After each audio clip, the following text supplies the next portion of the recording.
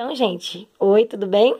Então, hoje eu vim aqui mostrar esse cabelo finalizado. Já é a terceira fase desse cabelo, lembrando que esse cabelo era um cabelo preto azulado. Estou recebendo bastante comentários, bastante elogios também. Por enquanto ninguém criticou, né? Graças a Deus. Mas assim, ó, hoje foi a terceira fase em que eu matizei esse cabelo, né? Eu fiz, na verdade, a primeira vez na touca. Hoje eu tô matizando pra poder chegar no tom do loiro que a minha cliente quer, né? Por enquanto, tá lindo o cabelo dela, gente. É a terceira fase, então ele não tá aquele platinado. A gente quer chegar ao tom platinado. Olha aqui, ó. Tá bem marcadinho, ó. Tá bem feitinho as luzes. Ela não quer ser mostrada, tá? Ela é tímida. Então, gente, eu tonalizei esse cabelo hoje, matizei. Na verdade, compramos um shampoo matizante muito bom, tá? Na perfumaria. Quem quiser saber, eu deixo na descrição do vídeo, num comentário, tá bom?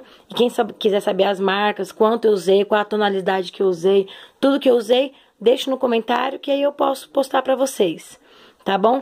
A próxima resenha, o próximo vídeo, na verdade, eu gravo, quem sabe, se der tempo, eu gravo passo a passo explicando pra vocês a quarta fase do que eu vou fazer no cabelo dela.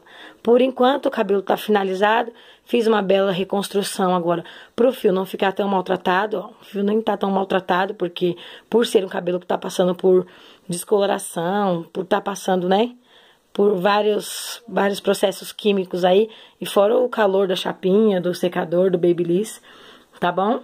Então, assim, quem gostou, gente, deixe seus comentários. Eu tô amando os comentários de vocês, estão me dando forças pra continuar, tá bom? Porque essa foi minha primeira cliente que eu tô deixando loira, tá bom? Quem tá gostando, deixe seus comentários, curte meu vídeo aí pra mim. Quem não é inscrito ainda, se inscreve no meu canal, por favor, pra poder me ajudar o vídeo a crescer, tá bom? Até o próximo vídeo, quem sabe no passo a passo, e torçam por mim. Muito obrigada pela atenção de vocês.